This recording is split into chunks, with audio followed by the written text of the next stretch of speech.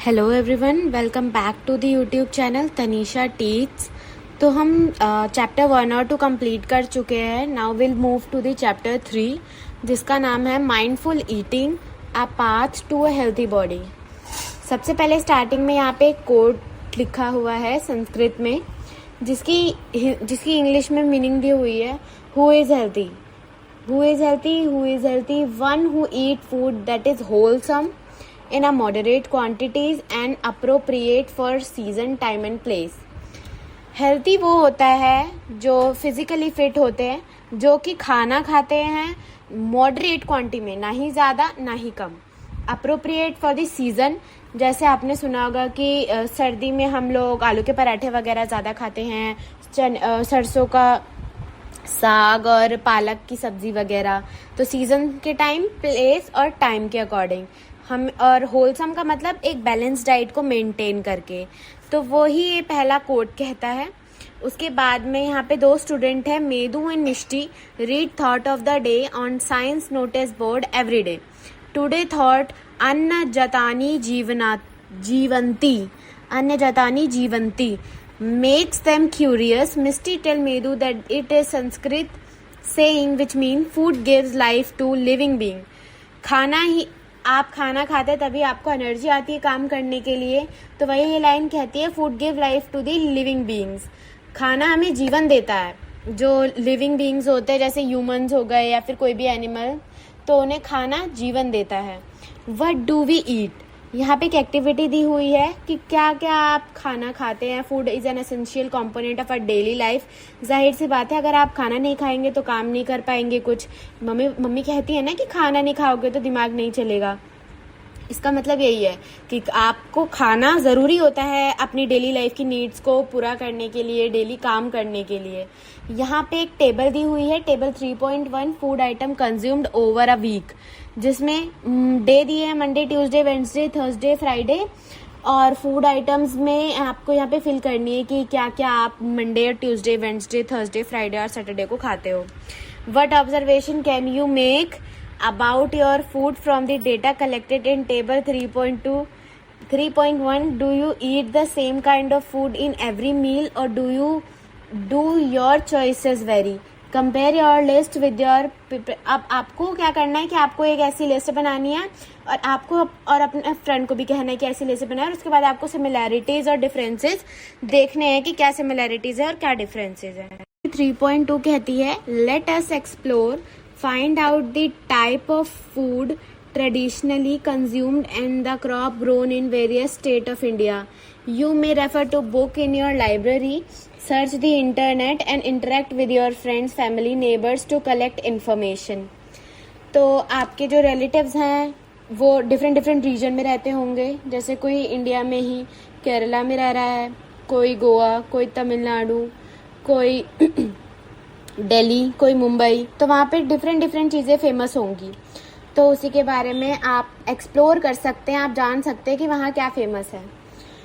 In table 3.2 add more state and fill the collected data. यहाँ पे आपको एक टेबल बनाकर दी गई है, some traditional food items in various state of India. State है पंजाब, कर्नाटक, मणिपुर। और आप यहाँ पे कोई भी, मतलब आपको एक्टिविटी दी गई है तो आपको यहाँ पे स्टेट और locally grown crops, traditionally food item eaten and beverages लिखने हैं। सबसे पहले स्टेट है पंजाब, जहाँ यहाँ पे जो सबसे ज़्यादा क्रॉप्स उगाई जाती है वो है मेज़, wheat, chickpea, pulses. Traditional food item जो मेज़, वीट, चिकपी और पल्सेस से बन रहे हैं, मक्के दी रोटी, सरसों दा साग, छोले भटूरे, पराठा, हलवा और खीर। ये बेसिकली पंजाब में ज़्यादा खाई जाती है। और बेवरेजेस में लस्सी, जिसे हम छाछ कहते हैं, मिल्क और टी। नेक्स्ट है कर्नाटक। कर्नाटका में लोकली ग्रोन जो क्रॉप्स होती है वहाँ पे आती है rice, ragi, urad and coconut. Traditional food item eaten, idli, dosa, sambar, coconut chutney, ragi mudde, palya rasam और राइस। और बेवरेजेस में butter milk, coffee and tea, butter milk, coffee and tea. और उसके बाद मणिपुर में जो लोकली ग्रोन क्रॉप्स होती हैं वो होती है राइस, बैम्बू, सोयाबीन। और जो फूड आइटम वहाँ पे खाए जाते हैं वो है राइस, इरोम्बा चटनी को बोलते हैं, utti, yellow peas and green onion curry. Singju, कंगसोई। और बेवरेजेस में मणिपुर में ज़्यादातर ब्लैक टी लिया जाता है। आप यहाँ पे आपके दिमाग में भी कोई अगर स्टेट है और उसके रिगार्डिंग कोई इन्फॉर्मेशन है कि कौन सी क्रॉप वगैरह ज़्यादा ग्रो करी जाती है तो आप वो मेंशन कर सकते हैं। नेक्स्ट लिखा है, why do we see diversity in traditional food consumed in various state of our country. Analyze the data, ये जो डेटा दिया हुआ है, and are there food item that are common across state. Make a list of those food items. You may find that some food items are common in many states, while some are eaten only in a particular state. तो आप जब ये बनाएंगे तो आप देखेंगे कि कुछ ऐसी चीज़ें होती हैं जो कि एक पर्टिकुलर एरिया में ही खाई जाती है या फिर एक पर्टिकुलर स्टेट में ही खाई जाती है, हर जगह नहीं। जैसे पंजाब में मक्की दी रोटी ज़्यादा ट्रेडिशनल है, ज़्यादा लोग खाते हैं, बट कर्नाटक में ऐसा कुछ मेंशन नहीं है। वहाँ पे इडली, डोसा, सांभर, कोकोनट चटनी, ये सब। तो वही ये लाइन कह रही है, what relation do you find between the traditional food item and locally grown crops. You must have observed that the traditional food of any state is usually based on the grown crop in the state. इस line का कहने का मतलब ये कि traditional food उस reason और उस स्टेट का वो होता है जो कि जोन सी क्रॉप वहाँ पे ज़्यादा उगाई जाती है। उसके बाद India is an agricultural country with diverse soil and climate type. Various crops are grown in its different region depending on soil type and climatic conditions. In various regions of India, the choice of food may vary according to the cultivation of food crop in the particular region, taste preferences, culture and tradition. India के हर एक reason में जो खाने की जो choice है वो उसके कल्टीवेशन के बेसिस पे है कि उस वहाँ पे क्या उसकी मतलब किस चीज़ की कल्टीवेशन हो रही, क्या उगाया जा रहा है। जो ज़्यादा उगाया जाएगा वो वहाँ के लोगों के टेस्ट के प्रेफरेंस के अकॉर्डिंग अच्छा होगा, उन्हें वो खाने में अच्छा लगता होगा, इसीलिए वो उनका ट्रेडिशनल फूड बन जाता है। जैसे पंजाब में यहाँ पे लिखा है मक्की की रोटी मेज़ के आटे से बनती है। तो यहाँ पे ग्रोन ये भी मतलब ज़्यादा जो क्रॉप्स ग्रो की जाती है वो मेज़, वीट, चिकपी और पल्सेस हैं। उसी से इन्होंने ट्रेडिशनल फूड बनाया है जो कि है मक्के दी रोटी। और उसके साथ जो नेक्स्ट टॉपिक है, how have cooking practices changed over time. You have learn that food habit vary across state. Are food choices as well as practices of food preparation may differ from one another. Have our food habits and cooking practices change over time? बिल्कुल, खाने के साथ साथ हमारी cooking practices भी change हुई हैं time के साथ साथ। पहले चूल्हे पर खाना बनता था, आपने देखा होगा गाँव वगैरह में कि मिट्टी का चूल्हा होता था। अब हमारे पास गैस है, गैस स्टोव है, गैस स्टोव से बर्नर है, और अब तो मॉडर्न गैस स्टोव्स आ गए हैं जो कि बटन से काम करते इलेक्ट्रिकली। उसके बाद यहाँ पे आपको सिलबट्टा दिखाया हुआ है जिससे चटनी पीसते हैं, वो है सिलबट्टा। और अब क्या होता है, इलेक्ट्रिक ग्राइंडर आ गया है कि जिसमें हमें चटनी वगैरह पीसनी होती है या फिर कुछ भी जो चीज़ पीसनी होती है हम ग्राइंडर में करते हैं। पहले क्या चलता था, सिलबट्टा चलता था। तो बेसिकली कुकिंग प्रैक्टिसेस में तो चेंज आया ही है, तो ये एक्टिविटी उसी के बारे में डिस्कस करती है। और नेक्स्ट पेज पे चलते हैं। What are your findings from the interview you conducted? Cooking practices are also called culinary practices. Have changed over time. ये लाइन इंपॉर्टेंट है कि कुकिंग प्रैक्टिस को हम क्या कहते हैं, खाने बनाने के तरीकों को क्या कहते हैं, culinary practices, जो कि टाइम के साथ साथ बदल रही है। There is a significant difference between traditional and modern culinary practices. पहले मैंने आपको बताया कि चूल्हा यूज़ होता था, अब गैस स्टोव यूज़ होता है। पहले हम चटनी के लिए सिलबट्टा यूज़ करते थे, अब हम इलेक्ट्रिकल ग्राइंडर को यूज़ करते हैं ग्राइंड करने के लिए। This changes may be due to factors such as technology development, improve transportation and better communication. तो अब के लोगों के पास इतना टाइम नहीं है। जनरली अगर एक फैमिली में 5 मेंबर है तो उसमें से 4 काम कर रहे हैं, तो अपने जो काम है उसका स्पैन छोटा करने के लिए हम टेक्नोलॉजी का यूज़ करते हैं। सिलबट्टे पर चटनी पीसने में बहुत टाइम लगता था, बट इलेक्ट्रिक ग्राइंडर में ऐसा कुछ नहीं है, मिनिमम आपको 1 मिनट लगेगा चटनी वगैरह बनाने के लिए। तो वही ये लाइन कहना चाहती है कि टेक्नोलॉजी डेवलपमेंट के साथ साथ हमें भी अडेप्ट कर लेना चाहिए ताकि हमारा भी समय बच सके। नेक्स्ट टॉपिक है what are the component of food. Medu and Mishti starting में मैंने बताया था, कोट के बारे में डिस्कस कर रहे थे, वही है। Visit the traditional food festival organized in their school.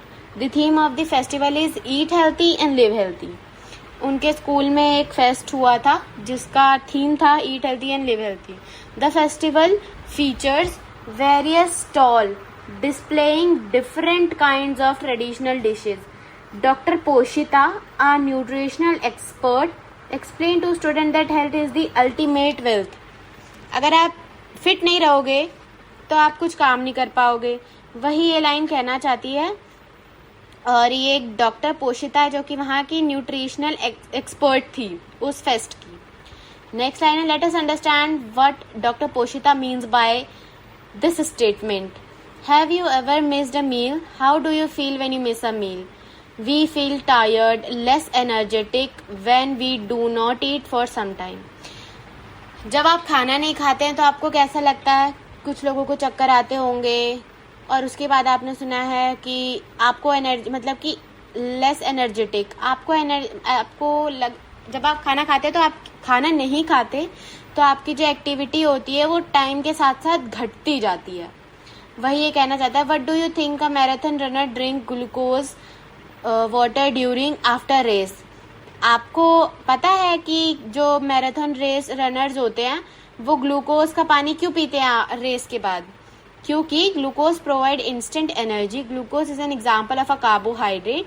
Carbohydrates are one of the primary source of energy in our diet. Cereals like wheat, rice, maize, vegetable like potato and sweet potato. Fruits like banana, pineapple, mango are some source of carbohydrate. तो glucose जो है वो instant source of energy है। आपने सुना भी होगा कि डॉक्टर जब किसी को बहुत ज़्यादा वीकनेस हो जाती है तो उसे ग्लूकोज की बॉटल चढ़ाते हैं कनोला के थ्रू। तो वो ग्लूकोज क्यों चढ़ाते हैं? क्योंकि ग्लूकोज इंस्टेंटली एनर्जी प्रोवाइड करता है आपकी बॉडी में, और क्योंकि खाना जो है वो बाद में टूट के ग्लूकोज में ही जाता है, कॉम्प्लेक्स होता है। जब वो सिंपलर फॉर्म में बॉडी कन्वर्ट करना शुरू करती है तो वो ग्लूकोज की ही फॉर्म में रहता है ह्यूमंस में। तो ग्लूकोज अब हम बॉडी में उसको बाहर से दे रहे हैं तो हमारी बॉडी और ठीक रहेगी।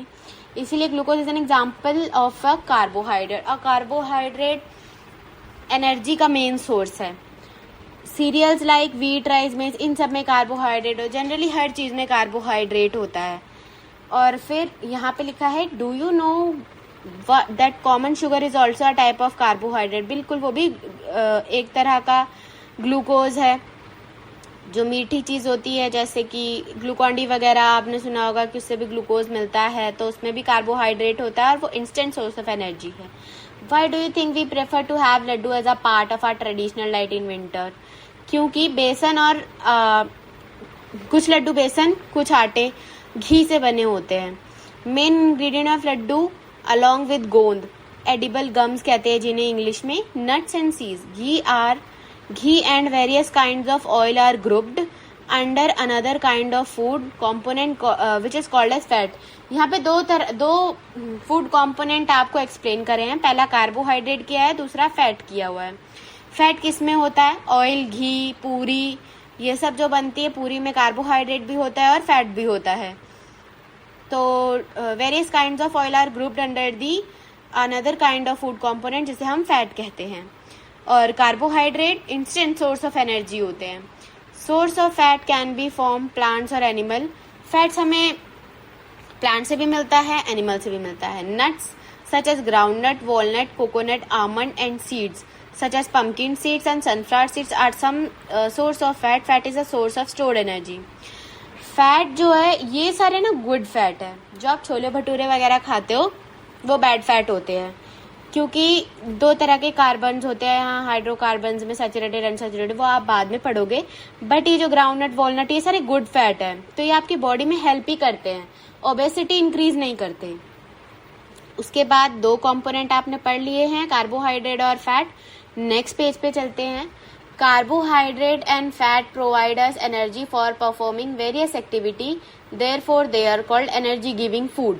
कार्बोहाइड्रेट और फैट हमें एनर्जी देते हैं ताकि हम अपने दिन में जो काम करने हैं, हमें जैसे आप स्कूल जाते हो तो खाना खाते होंगे, स्कूल से वापसी घर आते हैं, फिर आपको ट्यूशन जाना होता होगा, और आप जो भी एक्टिविटी परफॉर्म कर रहे हैं पूरे दिन में, वो सब इन्हीं की वजह से होता है, क्योंकि ये आप खाते हो, ये आपकी बॉडी में स्टोर होते हैं और फिर बॉडी नहीं यूटिलाइज करती है. Therefore, they are called energy giving food. And identify more food items that are rich source of carbohydrate and fat. जो पोलर बियर होते हैं, यहाँ पे एक लिखा है more to know पॉइंट में, polar bear accumulate a lot of fat under their skin. This fat serves as an energy source. It supports them during their months long winter sleep hibernation, enabling them to survive without eating. अब ठंड में खाना मिलेगा या नहीं मिलेगा उसका तो पता नहीं होता पोलर बियर को, इसलिए जब खाना मिलता है तो वो उसको अपनी बॉडी में एक्सेसिव खाते हैं और उनकी बॉडी में एज अ फैट की फॉर्म में वो स्टोर हो जाता है, ताकि जब खाना ना मिले, जैसे वो लोग विंटर स्लीप में जाते हैं जिसे हम हिबरनेशन कहते हैं, तो उन्हें अगर वहाँ खाना नहीं मिलेगा तो वो फैट बॉडी यूज कर लेगी और उनकी बॉडी पे कोई इफेक्ट नहीं आएगा. उसी के बाद जो दूसरा फूड कॉम्पोनेंट है वो है protein. Protein are also an important part of our food. Milk product, pulses are good source of protein. दाल में अच्छा प्रोटीन होता है, इसीलिए दाल का पानी पीने के लिए डॉक्टर सजेस्ट करते हैं. Sports person need protein in large requirement to build their muscle. People get protein from plant as well as animal. Some excellent plant source of protein are pulses, beans, peas, nuts. Animal source of protein are milk, paneer, egg, fish and meat. Protein-rich food help in growth and repair of our body. These are therefore called bodybuilding foods. Body building, protein का काम क्या होता है? Repair का और muscle generate करता है ये बॉडी में हमारी. इसलिए आपने सुना होगा कि घर में कोई जिम जाता है तो वो प्रोटीन खाते हैं. क्यों खाते हैं प्रोटीन? ताकि उनकी मसल की टेंडेंसी अच्छी रहे, मसल स्ट्रांग हो. तो उसके जो दो तरह से मिलता है, एनिमल सोर्स से भी मिलता है और प्लांट से भी. तो प्लांट से हमें प्रोटीन किस किस चीज़ों में मिलता है? Pulses, bean, peas and nuts. और एनिमल में मिल्क, एग, फिश, मीट. ठीक है. और protein rich food help in growth and repair of our body, जिसे हम बॉडी बिल्डिंग फूड्स कहते हैं. नेक्स्ट पेज है, the right amount of protein must be included in the diet of growing children for their proper growth and development. Which of these food component are the part of their daily diet? सबसे पहले more to know में एक point दिया है. Have you ever seen mushrooms? They grow in dark and moist. Edible mushroom are good source of protein. जो mushrooms होते हैं वो प्रोटीन का बहुत अच्छा सोर्स होते हैं. Why do you think that we are advised to include serving of fruit, vegetable, other plant-based food in our daily diet? Let us understand the importance of some other food component by reading the following two cases. पहला case दिया है, अब ना कुछ deficiencies होती हैं. अगर हम चीज़ें ठीक से नहीं खाते या फिर वो चीज़ वाइटामिन हम अपनी बॉडी में नहीं डाल पा रहे हैं या नहीं खा पा रहे हैं उस वाइटामिन की चीज़ें, तो वो हमारी बॉडी में डेफिशिएंसीज कॉज करती हैं. जैसे यहाँ पे एक स्कर्वी दी हुई है आपको डेफिशिएंसी, इसको पढ़ते हैं पहले. During long voyage, sailors often suffered from bleeding and swollen gums. During a voyage in 1746, a Scottish physician, James Lind, observed the sailor who consumed lemon and orange recovered from these symptoms. Bleeding and swollen gum are symptoms of disease called scurvy. अगर bleeding हो रही है और जो आपके दांत के मसूड़े होते हैं वो सूजे हुए हैं, तो ये दो सिम्टम है स्कर्वी के. अब स्कर्वी होता क्यों है? क्योंकि विटामिन सी की डेफिशिएंसी होती है. Lemon and orange help in curing scurvy. Scurvy is cause due to deficiency of vitamin C. Vitamin C citrus चीज़ों में प्रेजेंट होता है, जैसे लेमन सिट्रस है, खट्टी चीज़ें. Citrus, orange help in curing this disease. उसके बाद यहाँ पे केस 2 दिया हुआ है. पहला केस तो स्कर्वी का था, जिसका सिम्टम क्या है? ब्लीडिंग और स्वोलन गम्स. और इसको हम ठीक कैसे कर सकते हैं? विटामिन सी लेकर. In the 1960, Indian scientists found that among the human population in Himalayan region and northern plain of India, symptom of swelling at the front of the neck were prevalent. As these norm of government of India, an effort was made to supplement common salt with iodine for preparing iodized salt. Consumption of iodized salt visibly reduced the above symptom. This symptom were due to lack of iodine in the diet. यहाँ पे एक दूसरा disease दिया हुआ है, goitre. Goitre क्यों होता है? क्योंकि आपकी डाइट में आयोडीन की कमी होती है, इसीलिए गोइटर हो जाता है. Deficiency of iodine in soil of this region. जो सॉइल थी वहाँ की, जहाँ पे खाना उगाया जा रहा था हिमालयन रीजन में, वहाँ पे आयोडीन की कमी थी, इसीलिए वहाँ के लोगों को गोइटर हो जा रहा है। जैसे देख रहे हो ना आप, फ्रंट नेक इनका फूला सूजा हुआ है, इसी को हम गोइटर कहते हैं। उसके बाद नेक्स्ट पेज पे चलते हैं। नेक्स्ट पेज है what do you infer from case 2? You may have learned about iodized salt through newspaper advertisement और by reading about on it in a salt packet. आप नमक लेके आएंगे तो उस पर लिखा होगा आयोडाइज्ड सॉल्ट। आयोडाइज्ड सॉल्ट होता है, सारे ही सॉल्ट आयोडाइज होते हैं, ताकि वो हम स्कर्वी वगैरह जैसी डिजीज ना पकड़ें। What does it mean? Iodized salt is a simple common salt mixed with required quantity of salt of iodine. अब salt farming. Salt farming is a traditional practice of tribal community called Agarias. They practice salt farming in Little Run of Kutch and other part of the Gujarat. For 8 months they live in the extreme heat for desert for working hard to get salt from the sea water. Sea water से salt excrete लिया जाता है। तो अगारियस वो community है जो कि ये काम करते हैं। नेक्स्ट एक्टिविटी है कि आपको सर्वे करना है। सर्वे किस चीज़ का करना है कि कौन कौन से विटामिन और मिनरल है और उनकी लैक, मतलब कि अगर वो हमारी बॉडी में सफिशिएंट नहीं होते हैं तो कौन कौन सी बीमारियां होती हैं और उनकी क्या क्या सिम्टम्स है। तो ये टेबल बहुत इंपॉर्टेंट है, ये आपके एग्जाम में ज़रूर पूछी जाएगी। जो कि पहले इसका कॉलम है फूड कंपोनेंट में विटामिन और mineral, function, some source, deficiency and symptom. Vitamin A की जो फंक्शन है keep eyes and skin healthy. Vitamin A का काम होता है कि आपकी आंखें और स्किन को अच्छा रखेगा। सोर्स इसका क्या है, मतलब मिलता किस किस चीज़ों से है, papaya, carrot, mango, milk.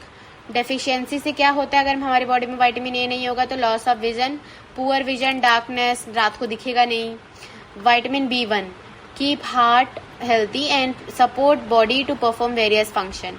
Source क्या है, legume, nut, whole nut, grain, seed, milk. और ये कौन सी डिफिशियंसी करता है, बेरी। स्विलिंग, टिंगलिंग और burning sensation in feet and hands, troubling in breathing. Vitamin C, D, calcium, iodine और आयरन, इन सब की भी ऐसी ही है कि विटामिन सी जो है वो बॉडी को हेल्प करता है डिजीज से लड़ने के लिए। और इसकी डेफिशिएंसी से क्या होता है, स्कर्वी, मैंने पीछे बताया आपको, bleeding gums, slowing healing of wounds और स्वोलन गम्स। और डी में कैल्शियम अब्जॉर्ब करवाता है बोन में, जिससे टीथ मजबूत होते हैं। Exposure to sunlight, milk, butter, fish, egg, ये इसके सोर्स हैं। रिकेट्स होता है अगर विटामिन डी आपकी बॉडी में कम होगा तो। Soft and bend bones, calcium में बोन हेल्दी रखता है टीथ को। और मिल्क, सोया मिल्क, चीज़, पनीर, ये इसके सोर्स हैं। बोन एंड टूथ डिके, अगर आपकी बॉडी में कैल्शियम अच्छा नहीं होगा तो आपकी हड्डियाँ घिसेंगी और दांत टूटेंगे। वीक बोन, टूथ डिके, वही इसके सिम्टम हैं। Iodine help to perform physical and mental activity. Sweet, seaweed, water chestnut, सिंघाड़ा कहते हैं जिसे, उसमें भी बहुत अच्छा आयोडीन होता है। और इस आयोडीन अगर आपकी बॉडी में नहीं होगा अच्छी क्वांटिटी में तो गोइटर होता है।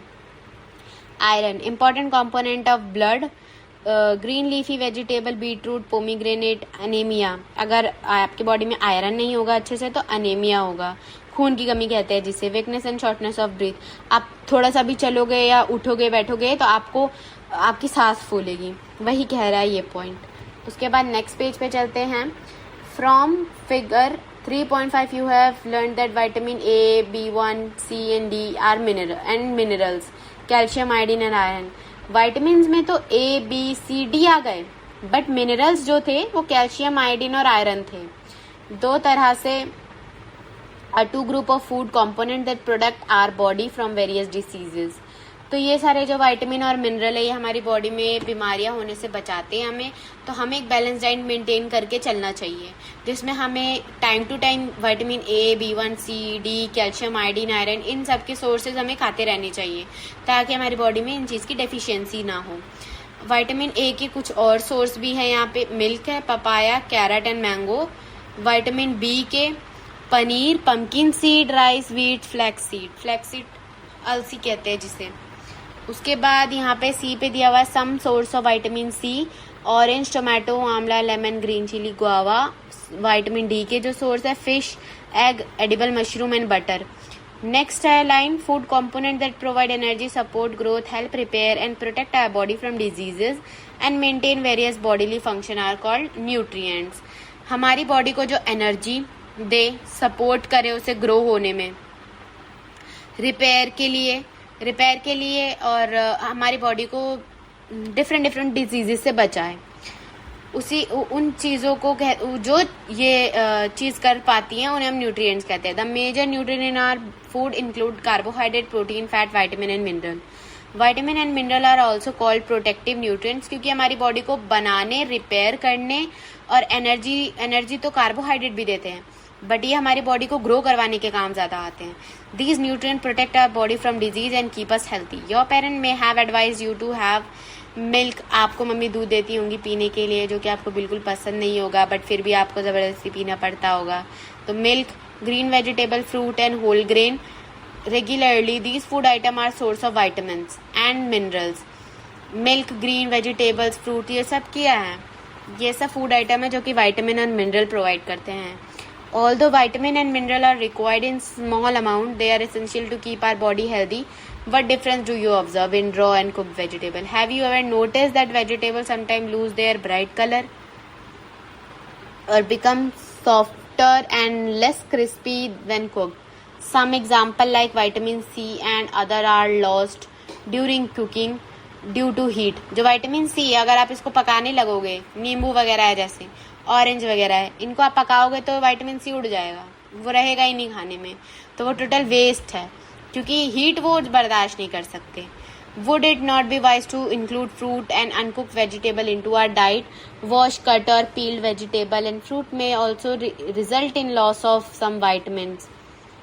However, it is highly recommended that all fruits and vegetable be thoroughly washed before consumption. But कुछ में ऐसा होता है कि वॉश आउट करने पे या फिर कट करने पे, उसको पकाने पे उसका जो न्यूट्रिएंट्स वगैरह वो सब उड़ जाता है। यहाँ पे नेक्स्ट लाइन कहती है fruit and vegetable are rich in dietary fibers. Fruit और रिच है जो डाइटरी फाइबर, आगे हम बात करेंगे, जैसे रफेज दिया हुआ है। In addition to the essential nutrients our body needs dietary fiber and water.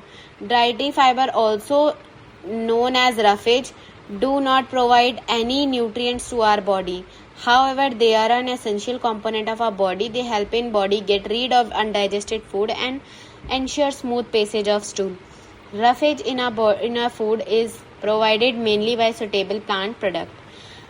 जो डाइटरी फाइबर होते हैं उन्हें रफेज कहा जाता है। रफेज का काम क्या होता है? ये जनरली एसेंशियल कंपोनेंट तो है हमारे फूड का, बट इसका मेन काम जो है वो है कि अनडाइजेस्टेड फूड को बाहर निकालना और स्टूल, मतलब जब स्टूल को पास करवाना स्मूथली अनडाइजेस्टेड फूड को, जैसे एक्सक्रीट करते हैं हम सुबह, तो वो अच्छे से हो जाने के लिए हम डाइटरी फाइबर्स खाते हैं। कहते हैं ना पेट साफ नहीं हुआ तो फाइबर्स खाना चाहिए। Fruit and vegetable consist fibre. उसके बाद नेक्स्ट पेज पे चलते हैं। नेक्स्ट पेज है green leafy vegetable, fresh fruit, whole grain, pulses and nuts are good source of roughage. Eating food that is locally grown and plant based to extent possible is not only healthy for the body but is also good for our environment and our planet. खाना अच्छा खाना बहुत ज़रूरी होता है। Green leafy vegetable, fresh fruit, whole wheat, ये सब भी क्या एग्जाम्पल है रफेज के। रफेज क्या? Dietary fibre. Eating food that is locally grown and plant based on extent possible not only healthy for our body, हमारे environment और planet के लिए भी अच्छा है कि हम वो खाना खाएं जो कि हमारी मिट्टी, सॉइल को हानि नहीं पहुंचा रहा है। Water is an essential part of our diet. It helps the body absorb nutrients from the food. It remove waste from the body through sweat and urine. Water भी हमारी बॉडी में बहुत important part प्ले करता है। पानी के बिना हम जीवित नहीं रह सकते, क्योंकि इससे हमारी बॉडी, अगर हम खाना खा रहे हैं पानी नहीं पी रहे हैं तो किसी काम का नहीं, क्योंकि पानी ही क्या है? अब्जॉर्ब करवाता है न्यूट्रिएंट्स को फूड से और इजीली एक्सक्रीशन करवाता है। इट रिमूव वेस्ट, और आपने देखा गर्मी में पसीने वगैरह आते हैं वो वाटर की वजह से आते हैं, क्योंकि वाटर हमारी बॉडी से जो स्वेट के रूप में यूरिया वगैरह बाहर निकाल रहा होता है। उसके बाद यहाँ पे आपको एक साइंटिस्ट के बारे में दिया है, कोल्यूथुर गोपालन। 1918 से 2019 के बीच में इन्होंने न्यूट्रिशन रिसर्चर हैं ये। 500 इंडियन फूड और उनकी न्यूट्रिशनल वैल्यू और रिकमेंडेशन के बारे में इन्होंने रिसर्च करी थी। नेक्स्ट है how to test different component of food.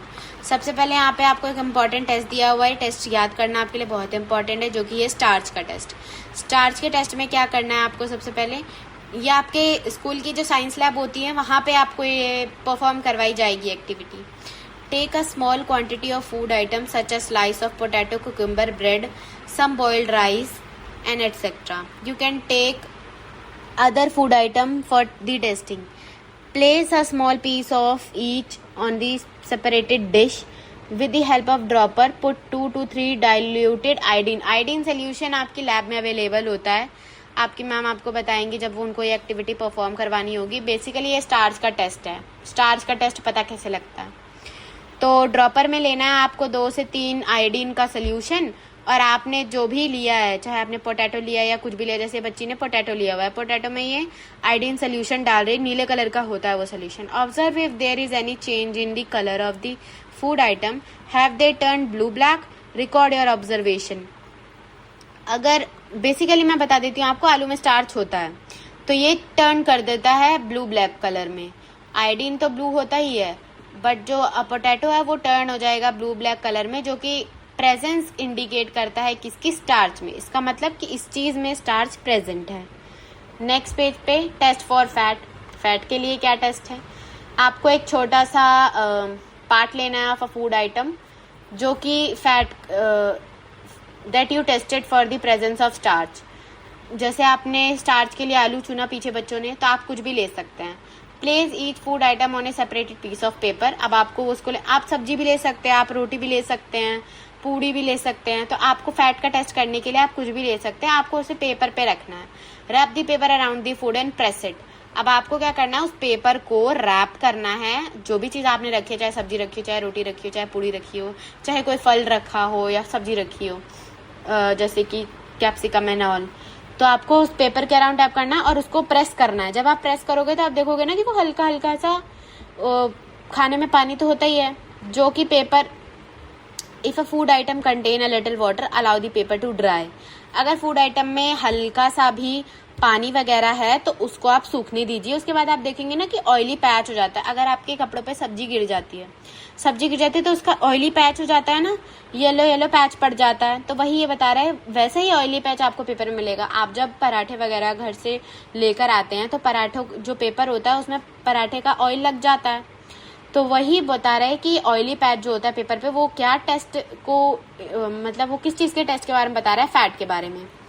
उसके बाद प्रोटीन के लिए, take the food item tested in previous activity, make a paste and और a powder of food item using a pestle and mortar, put them half spoon of each food item in a separate clean test tube, add 2 to 3 spoon of water in each and shake them well. आपको क्या करना है, आपने जो भी खाना लिया हुआ है आपको उसको पहले पेस्ट बनाना है। कुछ भी लिया हो चाहे आपने, उसका आपको पेस्ट बनाना है सिलबट्टे पे पीस के, और उस पेस्ट को 2 अलग अलग टेस्ट ट्यूब में डालना है। जिस टेस्ट ट्यूब में डालने के बाद उसमें थोड़ा पानी डालना है। पानी डालने के बाद 2 ड्रॉप आपको कॉपर सल्फेट सोल्यूशन डालना होगा, जो कि आपकी लैब में होगा। To each test tube using a dropper. ये होता है ड्रॉपर और ये होती है टेस्ट ट्यूब। ये है कॉपर सल्फेट का सोल्यूशन, ये है कॉस्टिक सोडा।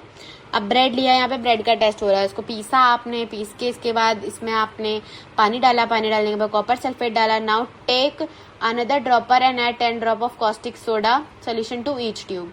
ठीक है, अब दोनों ट्यूब में आपको कॉस्टिक सोडा डालना है, फिर शेक करना है। क्या ऑब्जर्व करोगे आप, did the content of some test tube turn violet, the violet colour indicate the presence of. Main line आपके लिए ये है कि फैट का पता कैसे लगेगा। फैट का पता तब लगेगा जब ऑयली पैच आएगा पेपर पे, और स्टार्च का पता कब लगेगा, जब जो आयोडीन सोल्यूशन है या फिर जो फूड है वो ब्लू और ब्लैक कलर में टर्न हो जाएगा। प्रोटीन का पता कैसे लगेगा, प्रोटीन का पता तब लगेगा जब वॉयलेट कलर इंडिकेट, उस फूड आइटम में वॉयलेट कलर आ जाए, पर्पल, तब आपको पता लगेगा कि हाँ इसमें प्रोटीन है। Peanut show the presence of both protein and fat. कुछ ऐसी चीजें होती हैं जो कि दोनों टेस्ट शो करेंगी, फैट का भी और प्रोटीन का भी। तो जैसे पीनट से मूंगफली जो होती है वो प्रोटीन, उसमें प्रोटीन भी होता है, फैट भी होता है। This indicate that the food that which we eat may contain multiple nutrients. Is there a food item that lack any of these nutrient, which of these food do you consume daily. तो आपको ये test दिए हुए थे कुछ, उसके बाद यहाँ पे एक्टिविटी दी हुई है फिर से कि आपको नोटिस करना, आपको इन सब पे एक्टिविटी परफॉर्म करके यहाँ पे अपनी ऑब्जर्वेशन लिखनी है। तो नेक्स्ट टॉपिक है balance diet. Are nutritional requirement the same for everyone? क्या सबके लिए न्यूट्रिशनल रिक्वायरमेंट सेम होती है? Do you and your grand parent need the same type और सेम अमाउंट ऑफ न्यूट्रिएंट्स? नहीं, सबकी बॉडी में फंक्शंस के और वर्किंग के अकॉर्डिंग अलग अलग नीड होती है न्यूट्रिएंट्स की। Requirement of my type and amount of nutrients in my diet में vary according to age, gender, physical activity, health status, life sign and so on. यहाँ पे फिर से आपको एक एक्टिविटी दी हुई है। You are listed food consume by you. आपको वो खाना लिखना है जो कि आप एक वीक में कंज्यूम कर रहे हैं। Check whether your food contain all the nutrients and other essential components necessary for growth and development. If not, check which nutrients or other food component need to be added. आपको ये check करना है कि आपने पूरे week में जो खाना खा रहे हो उसमें क्या क्या है, प्रोटीन, फैट, कार्बोहाइड्रेट। अगर उनमें से कुछ नहीं है तो आपको वो ऐड करना है। सोर्सेज मैंने आपको बता ही दिए थे। A diet that has all essential nutrients, roughage, water in the right amount for a proper growth and development of the body is known as balanced diet. वो डाइट जिसमें न्यूट्रिएंट्स हो, रफेज हो, water हो अच्छी quantity में और proper और मतलब कि ग्रोथ के लिए बिल्कुल सफिशिएंट हो, उसे हम बैलेंस डाइट कहते हैं। What changes would you make in your diet to make it a balanced diet? उसके बाद यहाँ पे नेक्स्ट एक्टिविटी दी हुई है, रीड द न्यूट्रिशनल इन्फॉर्मेशन। जैसे आपको पैकेट वगैरह मिलते हैं तो उनके पीछे उनकी कंटेंट्स और न्यूट्रिशनल वैल्यू लिखी होती है ना, वही आपको देखना है। वही आपको देखना है कि कैसे क्या क्या किसी में न्यूट्रिएंट्स वैल्यू मेंशन करी हुई है। पोटैटो वेफर में क्या है और रोस्टेड चना में।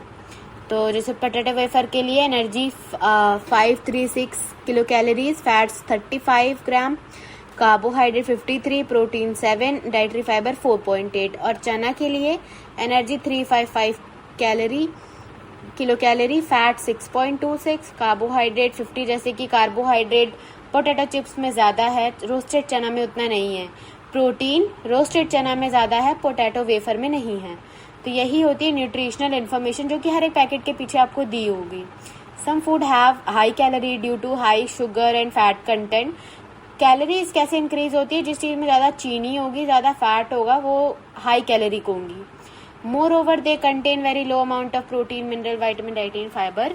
These food are called junk food. जिनमें vitamin, mineral, protein, dietary fibre ये सब नहीं होता, वो होते हैं जंक फूड। और कार्बोहाइड्रेट बहुत होता है उनमें, शुगर और फैट कंटेंट। तो these food include potato wafer, candy bars, carbonated drink. ये क्या है? जंक फूड है। Consuming these food frequently is not good as these are not healthy for our body. They make a person obese. Obese means obesity, मोटापे का शिकार. Such a person may suffer from several health problems. You should always remember Dr. Poshita's statement that health is the ultimate wealth. We should take care of our body to stay healthy. Eating a balanced diet and avoiding junk food contribute towards a healthy body. Good health is essential for leading a happy life. आपका शरीर स्वस्थ होना चाहिए अगर आपको अच्छा जीवन जीना है। तो अगर आपका शरीर अच्छा नहीं होगा तो आप ना ही आपका किसी काम में मन लगेगा, ना ही आप कोई एक्टिविटी कर पाओगे, ना ही आप डेली लाइफ की जो डेली फंक्शंस है वो भी परफॉर्म नहीं कर पाओगे। यहाँ पे नेक्स्ट दिया हुआ है आपको FSSAI। ये ब्रांड आपने देखा होगा कि अथॉरिटी है जो कि खाने की जो आइटम्स होती है उनको अप्रूव करता है। जैसे package food item must have information about the nutrients on their cover। Package food item पे ये मार्क देखा होगा आपने और इन्फॉर्मेशन देखी होगी न्यूट्रिएंट्स के बारे में। Sometime more nutrient are added to the food during processing fortification to improve its nutrition quality। fortification का मतलब होता है कि उसकी न्यूट्रिशनल क्वालिटी को बढ़ाना। आयोडाइज सॉल्ट ये एक फोर्टिफाइड सॉल्ट होता है क्योंकि उसमें आयोडीन डाला गया है। और ये है authority food safety and standard authority of India. ये गवर्नमेंट एजेंसी है जो कि खाने की जो चीज़ होती है उसकी क्वालिटी को असेस करती हैं, उसकी क्वालिटी को मेंटेन करती हैं। दूसरा यहाँ पे टॉपिक है आपका मिलेट्स न्यूट्रिशन रिच सीरियल्स। जैसे ज्वार, बाजरा, रागी और सनवा। These are the native crop of India, ये सब इंडिया में ज़्यादा उगाया जाता है। क्लाइमेटिक कंडीशन की बात होती है कि किस क्लाइमेट में क्या उगेगा। These highly nutrients grains are called millets, इनको हम मिलेट्स बोलते हैं। Have you ever had food item made of this millet? जैसे ज्वार, बाजरा, इनकी रोटी बनती है। रागी मुद्दे मैंने आपको बताया तमिलनाडु में भी मिलता है। ये सब तरह के आटे हैं, इनकी रोटियां बनती हैं। और भी कहीं कुछ और भी बनते होंगे, dalia and all. Millets are small size grain and have been an integral part of the Indian diet for the centuries. They have regained popularity due to the numerous health benefits. They are good source of vitamin, mineral like iron, calcium and dietary fiber as well. That is the reason they are also called nutri cereals. In cereals, in millets से हमें nutrients मिलते हैं minerals में, जैसे iron, calcium और dietary fiber. तो इसी चीज की हमारी बॉडी को जरूरत होती है और इन्हीं सब की वजह से हमारी बॉडी में एक बैलेंस डाइट मेंटेन होती है, जो कि हमारी बॉडी में नॉर्मल फंक्शनिंग करने के लिए हमें सपोर्ट करती है. नेक्स्ट टॉपिक है food miles from farm to our plate. अब खाना तुरंत बन के तो लगता नहीं है खेत में, उसको उगाना पड़ता है. तो वो काम कौन करता है? फार्मर्स करते हैं. उसके लिए कुछ स्टेप होते हैं. Who are the people involve in the process? Basically farmers, exporter, importer. Do you know how much time and effort required to get the wheat flow and seed grain germinate in the farm? Let us look. यहाँ पे आपको एक mapping करके दिया हुआ है. जैसे farmer growing wheat उगा रहे हैं, उसके बाद उसकी थ्रेशिंग कर रहे हैं. थ्रेशिंग, विनोइंग, छानना, स्टोरेज ऑफ ग्रेन, फिर उनको स्टोर किया, उनको एक फिनिशिंग दी, क्योंकि ये फसल तो जाके खाने में नहीं डलेगी ना, उसको एक फिनिशिंग देनी पड़ेगी. फिनिशिंग देने के बाद उन ग्रेन्स को स्टोर किया जाएगा. स्टोर के बाद उनकी पैकेजिंग होगी, अच्छे से पैक किया जाएगा, ट्रांसपोर्ट किया जाएगा आसपास की दुकानों पे, तब जाके आपको गेहूं या आटा मिलता है. उसके बाद आप लोग उस आटे का यूज करके रोटी बनाते हैं. तो ये सब था process. The entire distance travel by the bag of wheat और any other food item from the producer to the consumer is known as food mills. Reducing food mills is important because it helps to cut down the cost and pollution during its transport. Food mills को अगर हम कम करेंगे, कम food mills होंगी, तो उससे क्या होगा कि हमारे पोल्यूशन कम होगा ट्रांसपोर्ट से. It helps support local farmer and also keep our food fresh and healthy. यहाँ पे एक सोशल मैसेज दिया हुआ है आपको कि जो लोग खाना वेस्ट करते हैं, आपने देखा होगा कि अनकंज्यूम फूड रख देते हैं प्लेट में. जैसे आप बुफे वगैरह में जाते हैं, शादी वगैरह में, तो आपने देखा होगा बहुत खाना वेस्ट होता है वहाँ पे. तो उसी के लिए बोला गया है कि कितने लोग मेहनत करते हैं उस एक एक अनाज के लिए, एक एक दाने के लिए, तब जाके वो हमारी प्लेट में आता है. कितनी कम्युनिटी लगती है, कितने लोग लगते हैं जो उसे आराम से वाइजली उसको छान रहे होते हैं, उसको साफ कर रहे होते हैं. तो ऐसे खाने की हमें बेइज्जती नहीं करनी चाहिए, ना ही हमें उसे अनयूज्ड फेंकना चाहिए. आप उसे रखिए, बाद में खाइएगा, या फिर इतना मत लीजिए. It would reduce food wastage. अगर आप ऐसे करेंगे, अगर आप ज़्यादा खाना वेस्ट नहीं करेंगे, तो वो फूड की वेस्टेज कम होगी. इसी तरह से हम फूड वेस्टेज को रोक सकते हैं. Eat healthy, share and respect food, support local producers. जो आपके आसपास लोकल प्रोड्यूसर्स है, उन्हें सपोर्ट करने के लिए, किसान, इन सबको सपोर्ट करने के लिए. तो खाना हमें कभी वेस्ट नहीं करना चाहिए. कीवर्ड्स में कार्बोहाइड्रेट, कल ये सब मैंने ऊपर मेंशन करे हुए हैं, आप वहाँ से देख सकते हैं. उसके बाद ये सब समरी है, आप इसे खुद रीड कर सकते हैं. बाकी चैप्टर तो पूरा एक्सप्लेन कर ही दिया है. So thanks for watching this video. Do like, share, subscribe my YouTube channel.